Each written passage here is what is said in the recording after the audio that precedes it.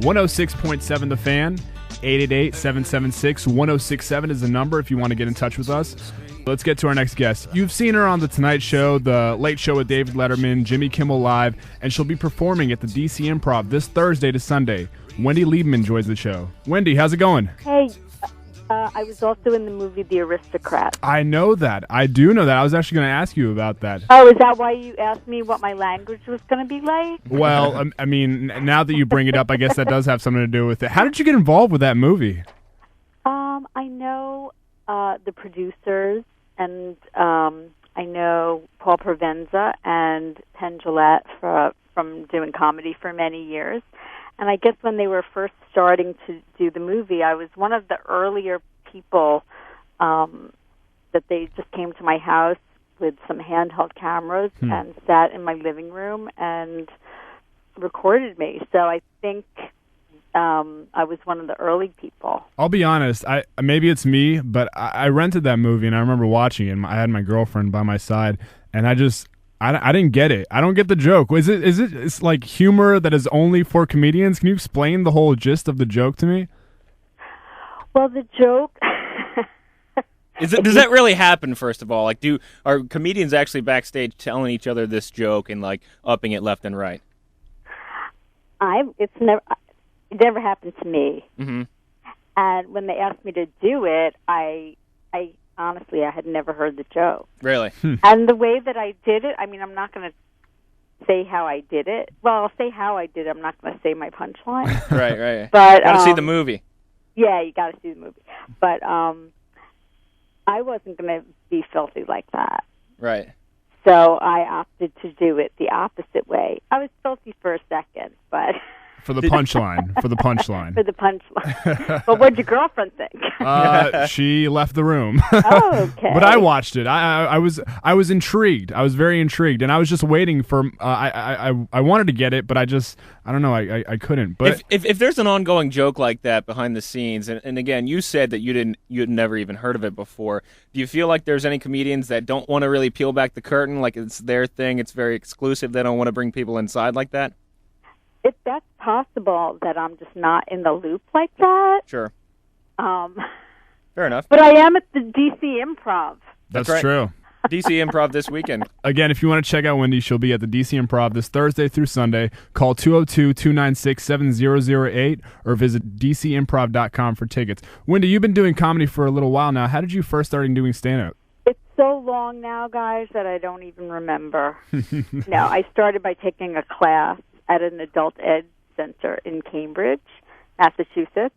And, I mean, that just goes to show you that you could really actually continue your education. I mean, you don't learn anything in college anyway, right? Not at all. No, I nothing. learned one thing in college. Right. I learned one thing, and that was what our commencement speaker told us. What was that? And her name was Susan Sontag, and she said, be bold.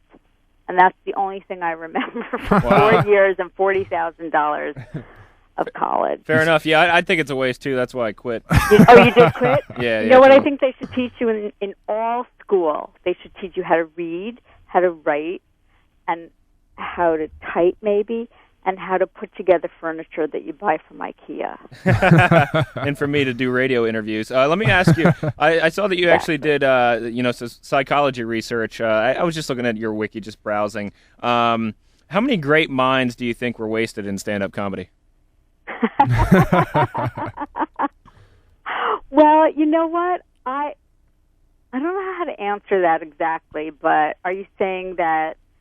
I don't know. It takes a bright person, I think, to do stand-up comedy. I think that you have to think on a little bit of a higher level to be able to predict where people's minds are going and then set them up to send them in a different direction. So why are we wasting them? Yeah, exactly. Okay, so wait, but this is what I was going to say. So I was going to be a psychologist. Uh-huh. And I decided I would rather help a lot of people feel happy for an hour than try to make people feel happy. That's a good idea. Patch Adams. Patch Liebman. Well, you know what? I never realized that until just now that that was what I was trying to do. I mean, there are a lot of similarities between comedy and therapy. It's like 45 minutes to an hour, right? It's like you're either laughing or crying. You got to pay down to sit in a chair. Exactly. It's the same thing. Exactly. Except I have to stand up. Yeah, it's true. Much like everybody, I have a couple friends who are pretty funny but don't really know how to make the transition from joking around with friends to actually, performing on stage for people. What kind of advice would you give them? Do you really think they're funny? I mean, I do. Because I'm not funny around. Well, I was funny around the house before I started doing comedy, but Then you became less funny around the house. Well, now it's my job, so Right. I have a tip jar. But so what advice do you want to give your friends? Well, I know a couple of friends who are funny, and I always urge them. I'm like, hey guys, you should try it out. I mean, you're funny. Maybe you can make the transition, but for whatever reason, they're apprehensive. Maybe they don't have confidence in their writing skills. I don't know. What would you say to somebody like that? Well, I always tell people who want to do comedy, because they have to want to. You don't do anything in life unless you really want to. But that there's nothing that replaces experience. So get on stage as much as you can, or start a room even in a coffee shop or something, because you could think you're funny all day long and be funny at the office, but unless you're in front of lots of people, I mean more than like the water cooler people, then you just need experience, and then also to write every day and to try new stuff, which has been not my problem, but I wish somebody had told me 27 years ago, try new jokes all the time. Right. Everybody always says write everything down. It's true. It's completely important, essential to it. Well, I just met this photographer named Henry Diltz. He did a lot of the iconic rock album covers, and he said that everybody was always said these really profound things when he was first starting out, and he wrote them down, and he still writes them down to this day. It's like somebody needs to record them. So if it's you who's thinking funny things, you should always write them down. Yeah, I mean, now it's a function of my age that I'm like, what did I just think? Right. Because I'm turning 50 in 2 weeks, and I just want to say I'm recording my first DVD. Oh, nice. Where are you? What's the setting? Where's it going to be? It's going to be in North Hollywood at the El Portal Theater, and I've invited 300 people. Like, it's the first time I've invited people to be in my audience. And how big is the audience? It's 300. Oh, okay. You invited every single member of the audience. Yeah. Okay. And it's going to be called Playmate of the Year because I was voted that in kindergarten. Jesus. And it's my first DVD, guys. Congratulations. Where can people find that? Well, it'll be on my website. You'll definitely tweet it, right? You're on Twitter. Oh, yeah. I tweet it. I Facebook it. I'm going to go door to door. Because if you were a singer who had performed live for 27 years and never had a CD or a DVD, you'd say keep your day job, right? Yeah, totally. That's true. So. I was looking at your wiki. You're married to Jeff Sherman, right? I am. He's a TV producer and writer. One of the things I read was that he was a writer for Boy Meets World. Were you guys together while he was working for that show?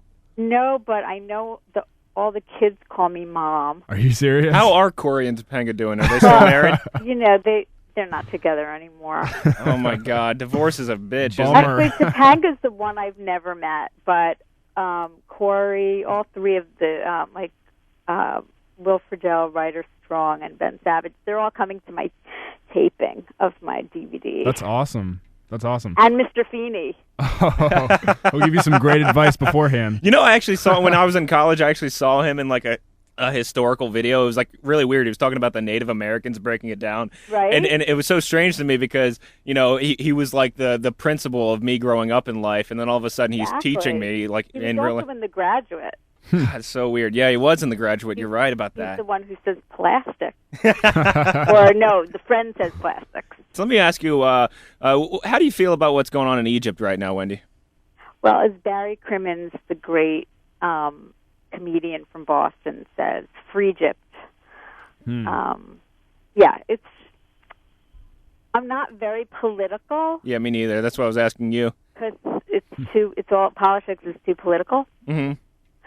But I'm all for evolution, revolution, good for the people. I Right. totally agree.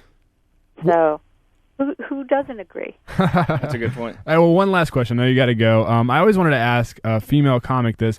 Well, before you were married, do you think that being a female comic sort of scared guys away from you? I mean, sometimes all a guy has is his jokes, and if there's a girl he wants to talk to that's way funnier than him, I imagine it's got to be a little intimidating. You tell me. I mean, me personally, I would be very intimidated by a girl who is attractive and way funnier than Oh, me. well, that's sweet. I don't think that as I said, I know when to not be funny. So you, I mean, I liked having boyfriends, so I wasn't trying to. What's my point? I don't think I was intimidating. You do a lot of jokes with Starbucks and the punchlines. Have you hit that Starbucks crash? I'm going to be honest. It sounds like you hit the crash right now, like you hit that wall. I only have one joke with the Starbucks as the punchline. Oh. Unless you... I stand corrected, I guess. But I can write some more.